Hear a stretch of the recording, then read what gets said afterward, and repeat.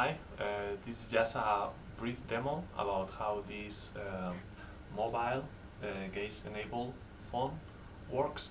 So it's a pretty simple setup. I guess the most important characteristic is that it is low cost. It only consists of a set of infrared LEDs, a cheap web camera without an infrared filter, so it can capture the infrared spectrum and perform the gaze tracking.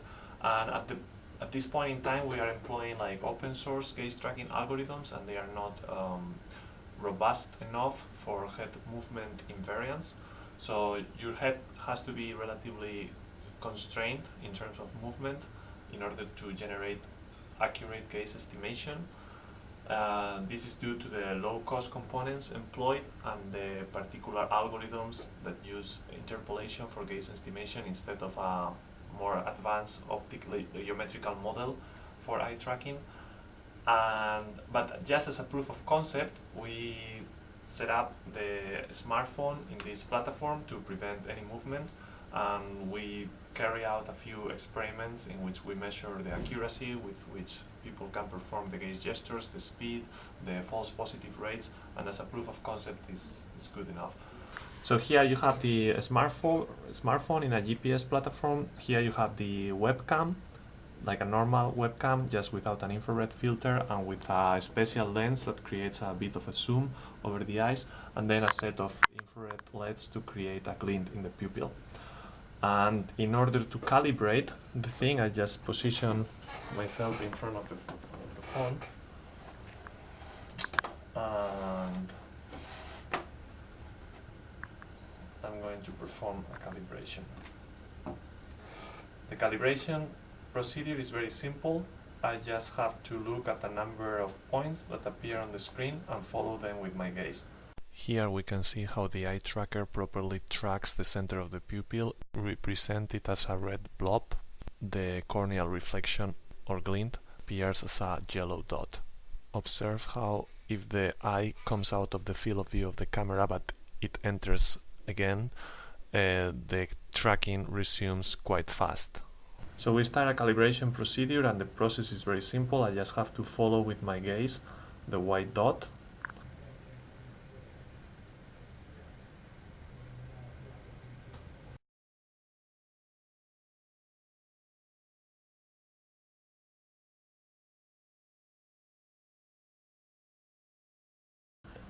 It's just a 9-point calibration, and when I'm done, the red dots indicate samples gathered while I was looking at the white dot at a particular position.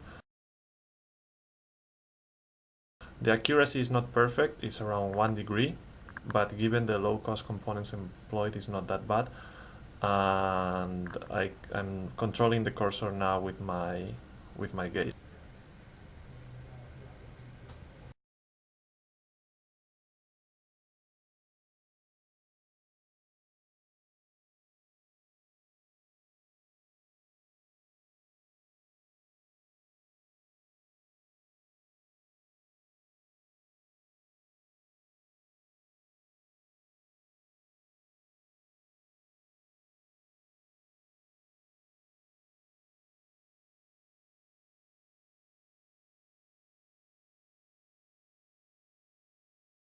So basically, a gaze gesture consists on performing a sequence of predefined movements with my gaze. So for example, if I want to perform the gesture left up, as named in the accompanying paper, I just look at the top right corner of the smartphone, and then I perform a sequence of saccades to perform this gesture that resembles the letter C.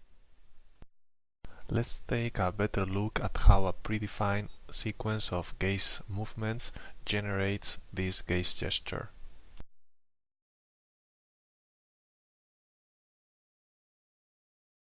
One of the great advantages of gaze gestures is that they do not occupy screen real estate, which in the case of an smartphone is an important factor in terms of usability.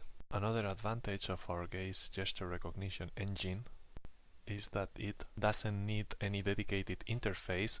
The gaze gesture can be performed over any type of a screen background. So for example, we can perform the previously mentioned left up gaze gesture over this type of screen background without the need for a dedicated interface. And then the gaze gesture recognition engine can map the recognized gaze gesture to any type of control command for the smartphone. Another important feature of our gaze gesture recognition engine is its low number of false positives.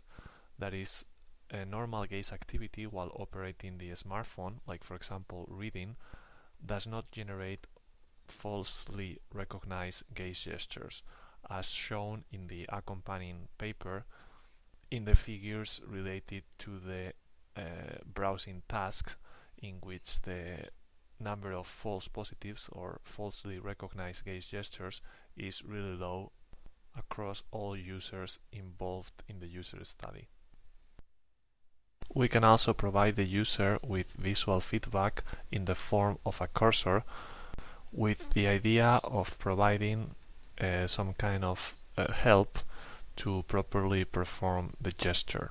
However, through the user study, we soon found out that this cursor could be distracting, so in most of the experiments the cursor was not visible for the user involved in the user study. Here, though, for illustration purposes, we decided to maintain the cursor on, so people can get an intuitive feeling of what is it like to perform a gesture with the gaze, and to convey the information of where a given user is gazing at in the screen of the smartphone. So again, for illustration purposes, in this screen capture of myself, the cursor indicates the gaze where I am looking at on the screen of the smartphone, and I'm going to perform a number of gestures as indicated in the paper. For example, this was a left up. I'm going to perform now a left down. As you can see, it's pretty fast to perform these gaze gestures. They do not interfere with normal scan patterns. Now I am performing an up left, and the gestures are very different from normal scanning activity when using the smartphone, so it is not difficult for the gaze gesture recognition engine to distinguish them from other types of gaze activity. I continue performing gaze gestures, and for example, I'm performing now a right down, and these gestures could be mapped to different types of control commands, like taking a call, opening an email application, closing, turning off the phone, etc.